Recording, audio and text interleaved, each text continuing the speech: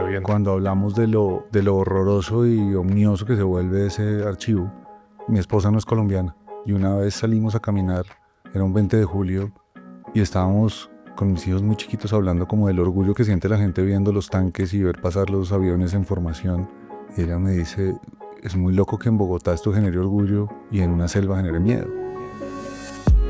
Hola, soy Daniel Montoya Guillón y esto es Gaceta Podcast, una entrega semanal que conversa con el presente desde la crítica cultural. Hola, soy Santiago Sembrano, editor web de Gaceta, y estoy con Tomás Corredor, director de Noviembre.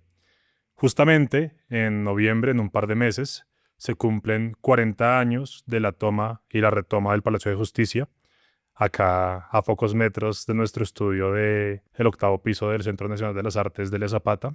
Entonces, bueno, vamos a hablar con Tomás de la historia de noviembre y de qué implica narrar un suceso así traumático para el país y la perspectiva desde la que lo narró. Tomás, bienvenido a Gaceta Podcast. Mil gracias, hombre, mil gracias por el interés en la película y por difundirla. La pregunta de rigor con la que hay que empezar es, bueno, claro, son 40 años, la ocasión también dicta que una película así es importante volver a reflexionar sobre un episodio pues importante en nuestra historia, pero cuénteme cómo surgió su interés por este tema y cómo surgió la película y cómo se fue desarrollando. Los 40 años de la toma son una coincidencia, es decir, la película no estaba planeada ni para los 40 años, ni era parte de una conmemoración de una fecha específica. La película hubiera podido suceder en otro momento, pero el proceso mismo la dilató por mucho tiempo porque era una película difícil de escribir, difícil de encontrar, ¿no? Había que buscarla y difícil de financiar y difícil, era un camino muy largo. Y pues creo que por fortuna coincide con los 40 años, que es un muy buen punto para ponerla en la conversación nacional. Pero la película surge de una necesidad mía, primero de hacer cine, porque esto es una ópera prima y yo venía de estudiar cine, de enseñar en escuelas de cine y de terminar haciendo dirección de comerciales de televisión en Colombia y por fuera y no sé, 300 comerciales, algo así. Entonces necesitaba reencauzarme y encontrar de nuevo el cine como un oficio que me diera la posibilidad de hablar desde otro lugar. Y el tema del palacio para mí es transversal a la vida. Es decir, ahorita en la presentación dijiste que el evento es traumático. Y cuando uno habla de un trauma colectivo, cuando uno habla de vivir en un país en guerra, cuando uno habla de crecer en un país en guerra, ese trauma colectivo, cada persona encuentra un germen en otros eventos. A mí me tocó en este. Yo tenía 9 años, llegué a la casa del colegio, empecé a ver eso en televisión. Me desbordó realmente para O sea, tener... Ese de la día. toma. Me desbordó en la medida en que estaba solo en la casa porque los papás trabajando, las hermanas, donde los amigos en el colegio, lo que fuera, y yo empecé a ver eso solo. Claramente no entendía lo que estaba viendo, no dimensionaba lo que estaba pasando, pero sí es un punto clarísimo como de una primera escena freudiana, pues como que queda uno con el trauma ahí que cada vez que recurre al tema de en qué país vivo, empezar a conformar una visión política del lugar en el que habito, entender el país y ser parte de esta nación, pues me hacía volver a ese día. Como todo lo que decían del país o todas las versiones que se oían del país o todo lo que la gente discutía del país, a mí me llevaba en la adolescencia de vuelta y en la adultez de vuelta, y siento que el Palacio es un lugar es un parteaguas en el que uno puede entender el país en el que vive de una manera muy clara. Ahí convergen y se apuntalan un montón de posibilidades de entender el funcionamiento de muchas cosas que realmente creo que cuando pensé en hacer ya una película y decir debo dejar de hacer comerciales y empezar a hacer cine, apareció como de una forma súper automática. ¿Cómo cuáles cosas se pueden entender de Colombia ahí? Pues yo creo que se entiende, el Palacio nos lo han narrado como un evento en el que una guerrilla se toma un espacio para reclamar algo, ¿no? Y que hay una respuesta del Estado con su aparato militar para defender unas instituciones. Y ese llegar al Palacio implica que uno mire qué había pasado antes del Palacio, quiénes estaban en el Palacio, qué pasaba con los magistrados, qué estaban juzgando en esos momentos, qué jugaban los poderes militares con los judiciales en ese momento en unas pugnas, porque por primera vez estaban juzgando cosas que han pasado en el Estatuto de Seguridad del gobierno anterior, en el de Turbay. Como, por ejemplo, se desata un todo vale, por ejemplo, en el país después de eso, en el que tan de frente se hicieron un montón de cosas que después se vuelve una costumbre hacerlo, como es el momento previo a unas desmovilizaciones y unas búsquedas de acuerdos de paz que generan unas masacres y un aniquilamiento de fuerzas políticas enteras. Creo que es un punto medio entre un montón de cosas que hicieron visible el país en el que estábamos, porque la realidad nacional a uno se la vendían siempre como algo que pasaba como hechos aislados. La masacre de él, y todo tenía como pocos nombres y todo tenía muchas cifras de muertos, pero uno nunca estaba entendiendo que la guerra era nacional, ¿no? La bomba de él, y había una gran figura sombrilla que se llamaba Pablo Escobar, al que se le culpaba de un montón de cosas, que claramente era un gran criminal, pero hubo muchas cosas que se le pusieron a esa figura también como responsabilidades del actor de otros actores políticos. Entonces creo que el Palacio es, si uno no puede entender que el país está en guerra, si uno no entiende que la nación está involucrada en un proceso colectivo y sigue pensando que eso solo le pasa a otros, después de que eso pasa, después de que hay una masacre, la Corte Interamericana de Derechos Humanos no le dice ni la toma ni la retoma, le dice la masacre del Palacio de Justicia. Cuando uno entiende que así como estaba la masacre de las Delicias, del Aro, de Mejor Esquina, de cualquier masacre de estas, hubo una masacre del Palacio en la que todavía no se sabe cuánta gente murió exactamente y fueron más de 100 en la plaza principal del pueblo. Entonces yo creo que ahí era un punto para mirar y entender el país en el que estamos. Claro, no es menor el lugar en el que sucede esta, que es verdad, la masacre, fui impreciso antes. Yo, después de ver la película, llegué al otro día en bicicleta al ministerio y fue un tanto sobrecogedor, porque claro, paso por ahí seguido y yo sé qué pasó ahí, pero ese día sentí un peso. Uf, claro que es un lugar institucional que se supone que es un baluarte democrático, donde justamente, y la película, pues ya vamos a hablar de eso, muestra ese derrumbe total de cualquier principio, casi que la moralidad se va deshaciendo, ¿no? Decía que había sido difícil de encontrar la historia, que leí que se había demorado casi 10 años escribiendo el guión o hasta encontrarse, o hasta ajustarlo, que quedara bien afinado. ¿Qué era lo que yo sé que toma tiempo, pero qué era lo que no lograba o lo que se le resistía para encontrar el ángulo de la historia que terminó contando en noviembre? Lo primero es que llegar a ser el que fuese el ángulo en el que yo pusiera la visión de la película, necesitaba investigar primero. Es decir, yo no creo que una película de esta se pueda abordar desde quiero contar esto y solo me interesa esto. Es decir, esto es una punta de iceberg. Cualquier visión del palacio muestra una partecita y tiene que tener la responsabilidad de mostrar desde ahí algo más grande, ¿no? Y creo que esta investigación uno la siente a pesar de estar en un solo espacio hacia afuera, hacia la afuera del espacio en el que está contenida la película, la narración, el relato. Pero yo no pensaba inicialmente en hacer una película dentro del baño del palacio. Es decir, Claro, ahí discúlpeme, lo interrumpo de pronto para sí, dar ese contexto. Esta película sucede en el baño del Palacio de Justicia. ujú, Es bastante claustrofóbica en ese sentido. Y claro que es un punto de vista muy particular porque no hay una previa ni hay un post, sino empieza en media res y desde ahí es que se narra todo, como desde el estrés máximo. Es decir, empieza la película y esto no es spoiler, pues bueno, para empezar porque pues ya se sabe cómo terminó todo. Y segundo, porque es que desde el minuto cero ya hay gente herida, ya hay gritos, ya hay desesperación. Eso como contexto pues para lo que estaba contando. gracias ahí por la aclaración. Pero entonces llego al baño como una película que aparece mientras investigo.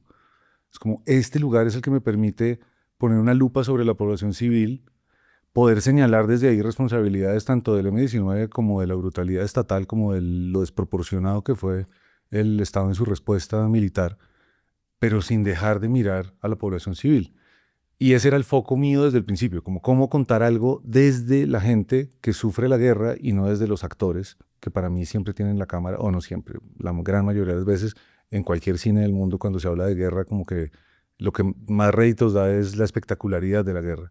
Y de alguna manera esa mirada que yo quería tener, que era un postulado ético de la película, el de trabajar humanísticamente desde la población civil, me pareció que el baño apareció, afloró. Empieza el proceso de escritura de guión con ese nuevo precepto, no como un reto estilístico de contar una película en un solo espacio, que eso también puede pasar mucho, un director que diga, quiero hacer una película en un solo espacio, quiero hacer una película en un solo plano. Acá la película me encuentra y se me vuelve es un reto narrativo dificilísimo, entonces empiezo a escribir Pero y la encuentra, pero eso tampoco se resistió no me a resisto, esa, era súper a esa seductor. locación, No, es digamos. completamente seductor y además hay mucho material sobre ese espacio documental y empecé a meterme en una investigación profunda sobre lo que pasaba en ese lugar. Y obviamente la ficción genera una posibilidad simbólica de representaciones que creo que conectan desde lugares que la emocionalidad no podría abordar desde lo judicial, desde una búsqueda de la verdad, entre comillas, judicial.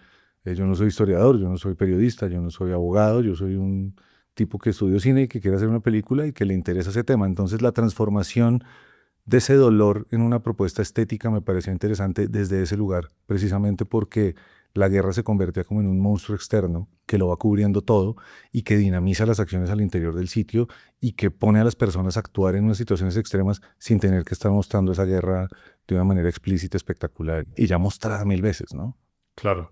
Luego volvemos a eso que me interesa, lo he demostrado 1000 veces, pero la película empieza con un sonido como de radio o de noticias que de alguna forma dan un poquitico de contexto. Creo que es una película que apuesta por la ausencia de contexto, por la confusión también, pero lo que medio da contexto es el inicio. Hay un radio que está sonando y luego vuelve a aparecer.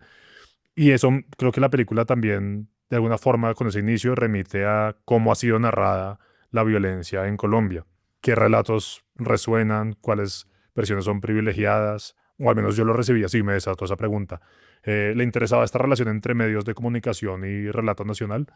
Sí, por dos razones. Una, porque las versiones se empezaron a hacer oficiales a través de los medios, pero a la vez porque como instrumento narrativo me daba la posibilidad de que en el interior del palacio los medios cumplieran una función también de darle información a las personas a través del radio. Que es fascinante que le estén contando a alguien que está ahí metido. Lo que está pasando. Sí, en eso, que tenga que acudir a un medio externo para saber qué está pasando ahí dentro. O sea, genera un cortocircuito muy extraño. Es que hay una cosa con el tema del contexto que a mí me parece peligroso en esta película. Es decir, yo siento que la historia y la memoria se parecen a veces, pero son dos cosas muy diferentes y esta película no es solo sobre el pasado. Para poder traer a una población civil a reflexionar como población civil viendo una película sobre algo que pasó hace 40 años, el contexto tipo prólogo se convierte en un arma de doble filo porque la gente puede empezar a tomar una distancia antes de que empiece la película. Esto pasó antes, le pasó a otras personas, me voy a sentar a aprender sobre un hecho histórico y la experiencia cinematográfica puede terminar resentida en su distanciamiento entre espectador y ficción, porque eso ya pasó en otra época, no me tocó, me están enseñando algo. Me daba miedo caer en eso. Y también me daba miedo caer en los contextos personales de los personajes que llegan al lugar. Es decir, hay como una, no sé, mucha gente me hablaba cuando estábamos haciendo la película como de hace un año o dos, como de la Sociedad de la Nieve, por ejemplo, como, uy, es un solo espacio, terminan en ese avión todos y todo pasa en un sitio, es como la suya. Yo decía, sí, pero hay muchos más ejemplos para hablar de eso, pero esas películas juegan desde un prólogo emocional donde presentan unos personajes que establecen relaciones, que uno ya sabe a quién querer, a quién no querer, quién le va a doler después más, quién no le va a doler después más. Y yo quería que esta relación se presentara de una manera directa entre una confrontación espectador-personaje sin información de lado y lado para que realmente tengan que descubrirse en la medida en que la película se va desarrollando. Claro, porque digamos que ahí podría haber sido otro tipo de película para narrar esta historia. Podría haber empezado con un magistrado que se toma un café con la esposa por la mañana. Exacto. Chao, mi hermano, nos vemos después. Se despide de las hijas. Luego llega al palacio y la secretaria, hola doctor, ya le llegó tal. Sí, es muy amable y luego uno dice, no, ¿cómo le pasó esto a la secretaria? ¿Qué tan Las hijas. Las hijas. No. En cambio acá usted, por eso digo que es una sesión que me parece muy interesante, como de nada, tú entras y ya tú mismo te confundes porque ¿de dónde salió esto? Yo le di play y casi que da la sensación como de haber empezado algo, o sea, yo sé que no se había adelantado, pero me dio la sensación como si hubiera estado cortado algo. Sí. Algo muy desacomodado de una forma muy, muy productiva. La violencia desproporcionada, la guerra, estas situaciones extremas en las que lo único que a uno le queda es resistir, yo creo que tienen que tener una identificación desde ese, puede pasarme a mí, puede pasarle a cualquiera, puede pasar en cualquier lugar y en cualquier momento. Y creo que ahí era donde quería evitar eso.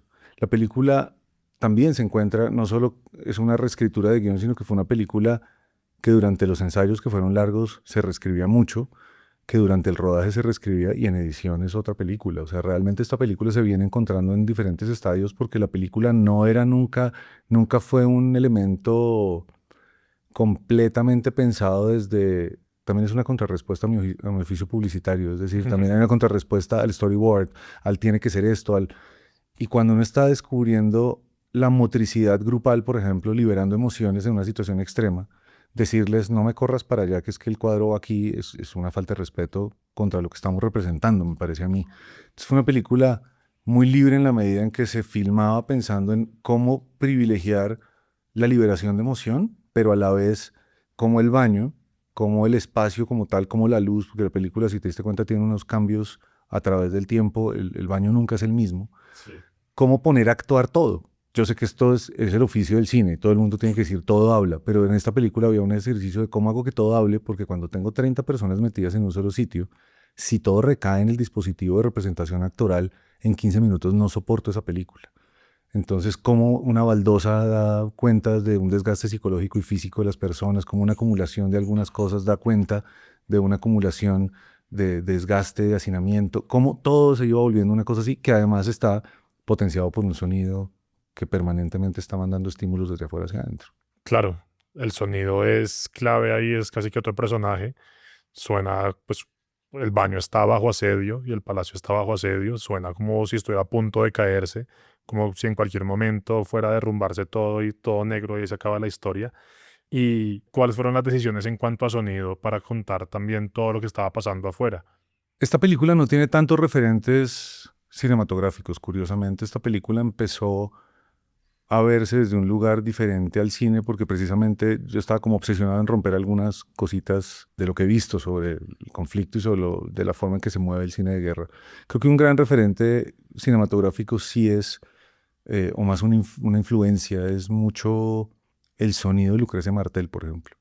Parece que esa mujer tiene un trabajo de sonido impecable que realmente lo pone a uno en una condición de confrontación con el material increíble. En tensión de formas muy distintas, tensiones mucho más familiares y cotidianas, pero también mucha tensión. Pero entonces esta película desde su primera versión de guión, que parte de la reescritura tenía que ver con muchas cosas del sonido, pero también con la depuración de unas pasiones políticas. Esta película yo la empecé a escribir a los 40 y voy a cumplir 50 o a los 39 y creo que uno empieza a domar la necesidad de explicar cosas desde sus pasiones y empezar a encontrar el equilibrio de lo humano, que era lo que yo quería. Entonces se reescribía mucho, pero desde la versión cero, la del FDC, que se ganó el estímulo del FDC, la película sí tenía una intención sonora permanente. La película siempre empezaba con una descripción sonora por escena antes de hablar de lo visual, para setear como qué está pasando para que se entienda la atmósfera adentro. Y está modulada por intensidades de combate, por subidas, por bajadas, por incendio, por entrada de tanques, por un montón de cosas. En un plano radial era escrita. Yo siempre pensaba como, tengo el cuadro, el fuera de campo del baño, el pasillo, los primeros 20 metros a la redonda, el primer piso, la Plaza Bolívar y la ciudad. Entonces como que lo pensábamos mucho de una forma radial, en qué momentos intervenían cosas lejanas, en otras no, como, ¿no? Era como algo muy descrito en lo escrito y que obviamente tenía tantas capas que terminamos incluso quitándole porque... Pero el punto era como una sensación de casa tomada de Cortázar. Ese era el primer punto de partida, como los invasores, cómo los convertía en sonido. Y un afuera constantemente que se va volviendo más opresivo y claustrofóbico, porque a medida que avanza la película, el afuera se va volviendo un gran ellos. Creo que hay un momento en que me parece recordar que la película habla, pues en el baño, que están los civiles y la guerrilla, pues el M-19, habla de un, o sea, son los militares, pero es un ellos afuera, y fascinantemente el baño se va volviendo un nosotros. No se borra del todo la diferencia entre magistrados y civiles, pues, y la guerrilla, pero hay un momento en que sí es un nosotros.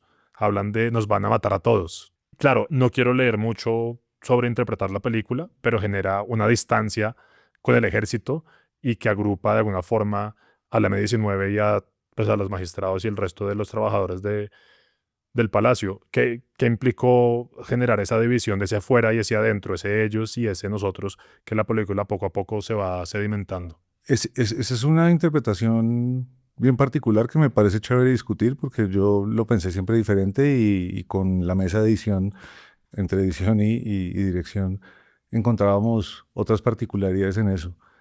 Para mí hay un monstruo de la guerra representado como en unos tanques, un aparato militar de helicóptero, de grupos de personas lejanas, como que muestra una maquinaria de la guerra que puede ser el ellos. Pero también en el archivo tenemos momentos donde cuando llega el amanecer en el baño, también se individualizan unos soldados durmiendo.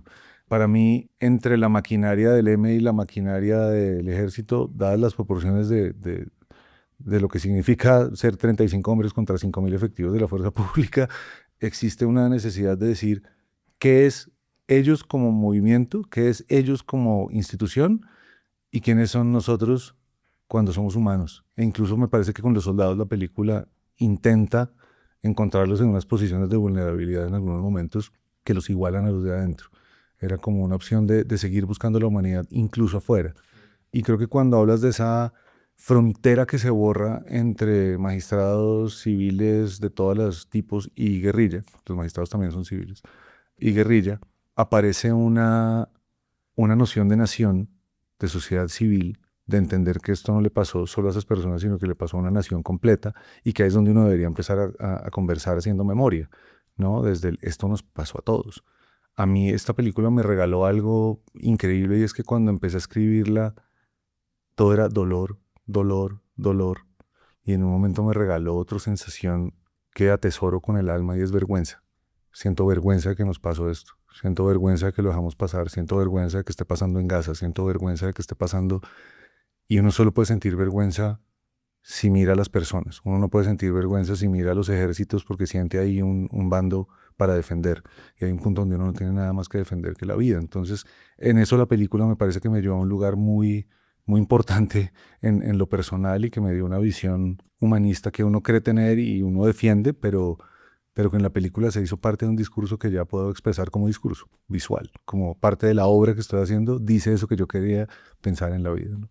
Ahorita hablaba del archivo y es muy interesante cómo hay imágenes de ahí, o sea, no sé si exactamente esas, pero yo había visto algunas cosas de los tanques, material de archivo que circula en los medios de vez en cuando, cada noviembre pues, y sin embargo en la película se recontextualiza de una forma tenebrosa, porque claro, al estar viéndolo desde el baño, cuando hay unas tomas de archivo, se sienten mucho más violentas y mucho más el poder de unas tomas casi mortales.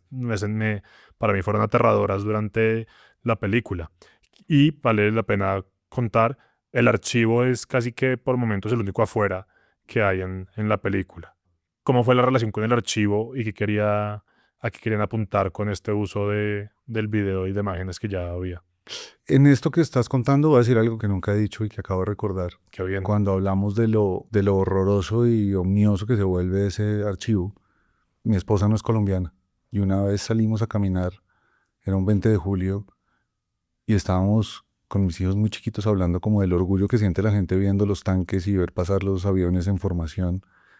Y ella me dice, es muy loco que en Bogotá esto genere orgullo y en una selva genere miedo. Y nunca había pensado en esta conversación con esto que estamos hablando del archivo.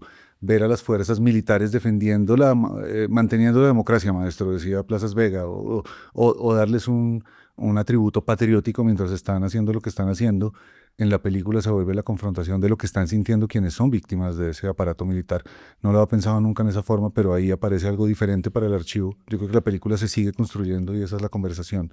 Pero puntualmente, y muchas gracias por abrir ese espacio para hablar de eso, pero el archivo aparece como una propuesta de Felipe Guerrero, el primer editor de la película. La película tiene 3 editores, Diana Bustamante, Felipe Guerrero y Bruno Carboni de Brasil. Y cuando empieza el primer corte, Felipe dice, marica, hay que meter archivo.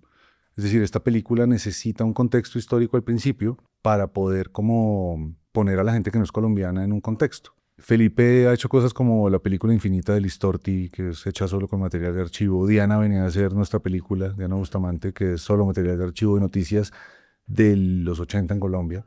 O sea, el archivo estaba muy, como materia plástica, muy vivo en la mesa de edición por los editores, pero a la vez yo sentía que el contexto principal, el inicial, el prólogo, me llevaba a lo que ya hablamos, a ese distanciamiento de esto ya pasó. Pero me sedujo la idea de Felipe y empezamos a buscar un archivo que no fuera el archivo más convencional, un archivo diferente y nuevo con agencias internacionales, cosas que me hubieran circulado mucho por Colombia. Y vimos tanto archivo que realmente encontramos unas cosas donde podíamos separar lo humano de la máquina, del tanque, de esas cosas y empezar a generar una forma de dialogar entre la película y el archivo, pero siempre con la premisa de la ficción. Es decir, no sé, hay personas que deciden igualar un poco en texturas archivos con imagen ficcional para poder generar un diálogo Aquí lo único que nos unía era el 4:3 como formato de casi rectangular, casi cuadrado, que era el de la televisión de la época, el del registro de video de la época, pero a la vez era, nunca pensé en tocar la ficción para que se pareciera a esto porque no necesitábamos volver informativo el archivo, sino era una materia plástica que tiene que generar emociones, no informar, no explicar. La película tiene una premisa de no expliquemos, no expliquemos, no expliquemos permanentemente. Entonces el no explicar implicaba también entender que el archivo fuera un dinamizador de acciones tanto como el sonido, pero no un elemento periodístico que informa el contexto de las cosas, porque igual para una persona que no ha visto eso, ver una montaña de los cerros orientales con un helicóptero pasando tampoco es que sea muy claro, pero empieza a generar un diálogo y el diálogo parece que ha sido efectivo.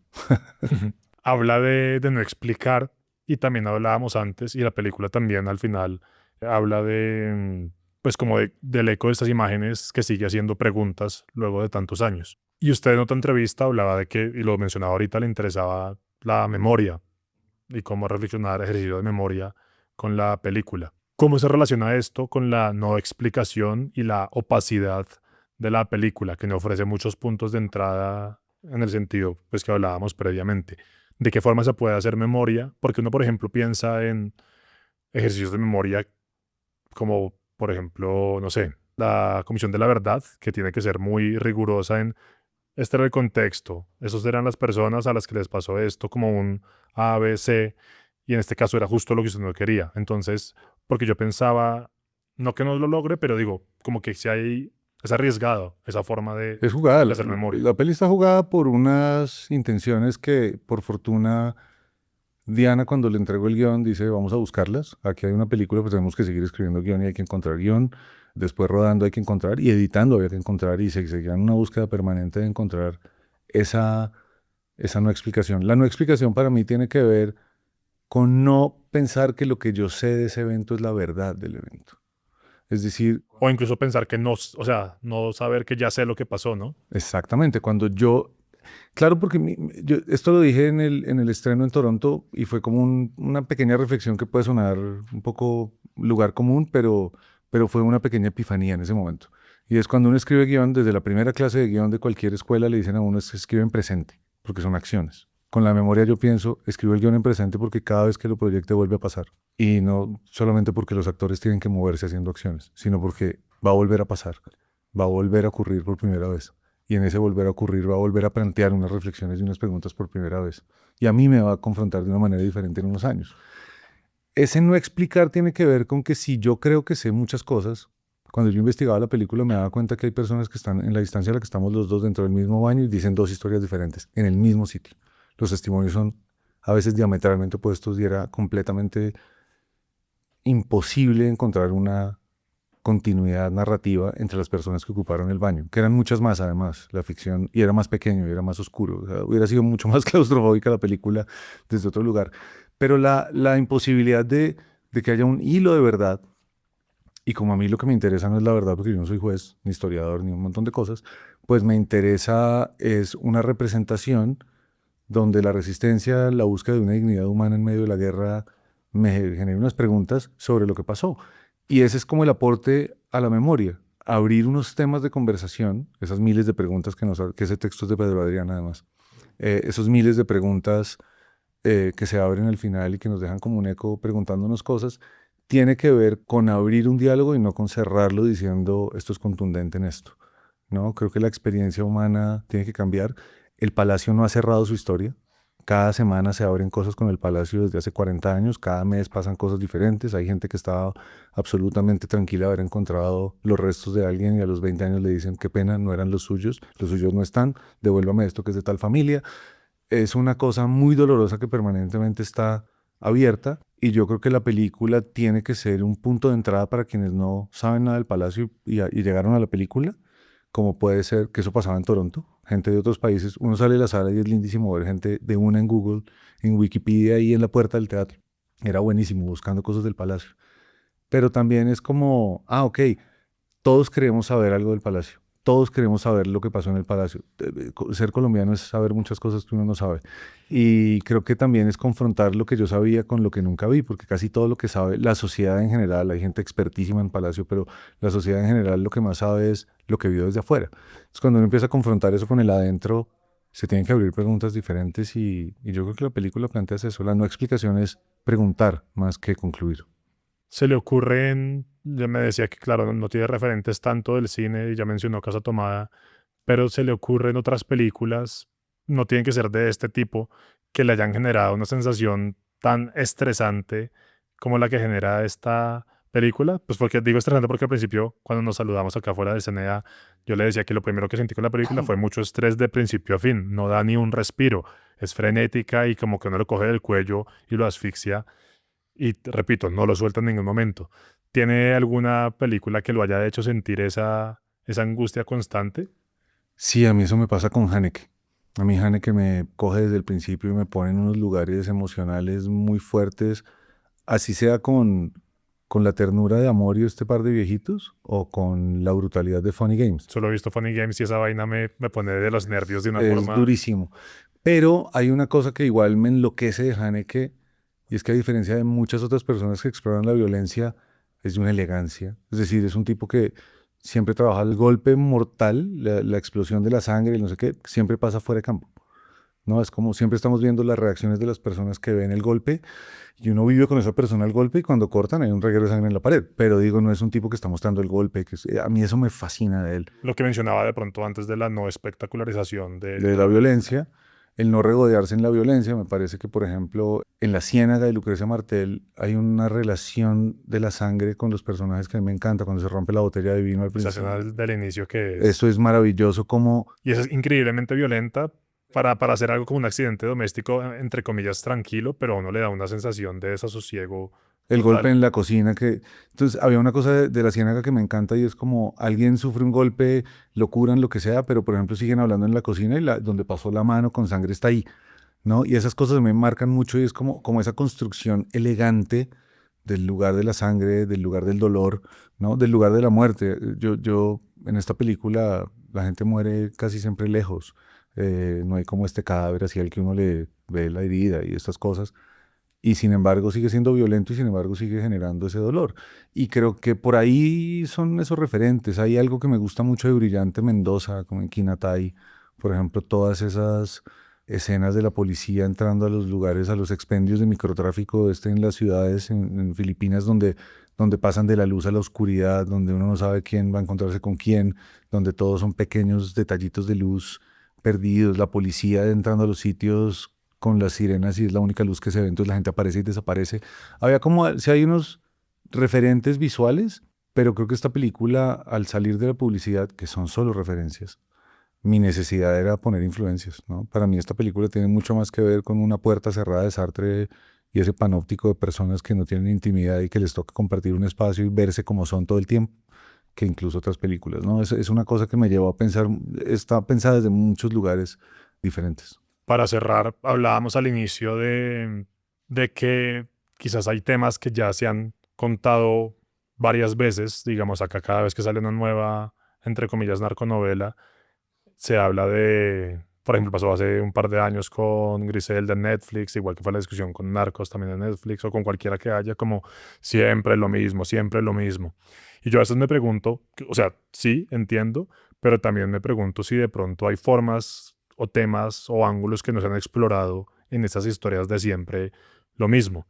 ¿Usted cree, por ejemplo, con este ángulo que encontró acá y con nuestra forma de representar la violencia, lo que hablamos al principio de los medios, que más allá de los temas hay como ángulos y formas que falta explorar, no tanto como historias nuevas, sino ángulos nuevos de historias que creemos que conocemos? Yo creo que sí, por un lado, estoy convencido de eso.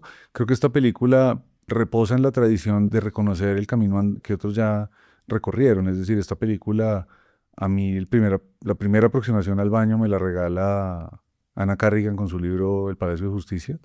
Después leo Olga Bear y encuentro más elementos del baño y después entro al acervo probatorio y al cajón judicial del palacio y empiezo a encontrar mucho más. Entonces, es decir, son ángulos diferentes. El de Anna Carrigan es un ángulo forense, habla del palacio desde gráficas de cómo esta persona dicen que murió en tal forma, pero medicina legal dijo que había muerto en tal otra, cómo empieza. Y mientras tanto, Olga Bear que se encontró, fue la única persona que tuvo contacto con Clara Elena Enciso, la guerrillera que sobrevive la Mona, y tiene su testimonio de primera mano para contar qué pasó en el baño. Lo lleva desde un lugar, casi desde una historia de una guerrillera que está buscando el amor allá para encontrar a su pareja. O sea, hay muchos ángulos para ver las mismas cosas. Cuando yo hablaba de lo que siempre se parece, no me refería tanto a la forma en que abordamos los temas en Colombia, porque Colombia es un país que sí, creo que busca formas diferentes de contar su conflicto, pero lo que sí creo es que cuando uno hace una película sobre combate, es decir, cuando el combate es protagonista, se puede llegar a pensar en que es una película de guerra. Y la guerra tiene unos códigos que son los que me refiero que sí son muy parecidos siempre. Esta película empieza a tener planos cerrados hacia el final. Esta película no tiene un guerrillero cargando un arma o diciendo pásame el arma y le pasan el arma en primer plano, o no tiene como este tipo de cosas de la granada. Es como, me parece que hay un montón de elementos de la hipercodificación de los géneros que se viven en la guerra, que tienen que ver con la comunicación militar en televisión, cuando hace propaganda con las películas de guerra, ¿no? Esto podría ser La caída del halcón negro, unas personas metidas en un espacio mientras un combate pasa afuera, pero la aproximación tenía que ir más a lo humano que a lo espectacular de esos actos, desde la estetización de unas violencias que a mí no me interesan. Entonces a eso me refería, como en eso me parece que es diferente, y sí me parece que es diferente en la forma de abordar las cosas, porque no tiene un conductismo emocional inicial, no introduce a los personajes desde un lugar de afecto para que después uno sufra por ellos. Uno sufre o no sufre por ellos conociéndolos en tiempo real. Y eso me parece jugado, por ejemplo, en términos de dramaturgia, ¿no? Ese tipo de cosas me parece que son las que son otros ángulos. Pero el ángulo ya ha sido tocado y reconozco a las personas que me llevaron a ese ángulo para seguir mirando desde ahí. Lo que pasa es que la transformación del cine es diferente a la de las búsquedas de la literatura o la de la literatura judicial e histórica, y ahí vamos encontrando formas de contar, y ahí es donde creo que se hace memoria, cuando nos apropiamos de una conversación y le damos diferentes formas a la misma conversación para que la sociedad civil las tenga sobre la mesa. ¿Dónde podemos ver Noviembre, Tomás? Noviembre la podemos ver en cine desde el 2 de octubre. Como siempre, las salas se sabrán pronto, pero esperamos estar por todo el país. Y yo siento que más allá de haber dirigido la película, la invitación a vivir una experiencia cinemática potente en sala, esta película la ofrece. Creo que es una potente forma de encerrarse un tiempito a vivir un momento de cine que vale la pena ser visto en salas y que ojalá continúe con esta tradición del orgullo que me produce ser parte del momento que vive el cine colombiano, porque estamos estrenando... ¿Qué año, no? Es un año lindo, es diverso, es bellísimo, y creo que tenemos que seguir hablando con nuestras imágenes y reconstruyendo relatos, quitándoselos al poder y yendo a cine. Gracias por quedarte hasta el final. Yo soy Heidi Correa. Y yo, Giancarlo Vega. Somos los productores de Gaceta Sonora. Encuentra más voces, textos y episodios en gaceta.co. Síguenos en redes sociales como @Gaceta Revista. Hasta la próxima.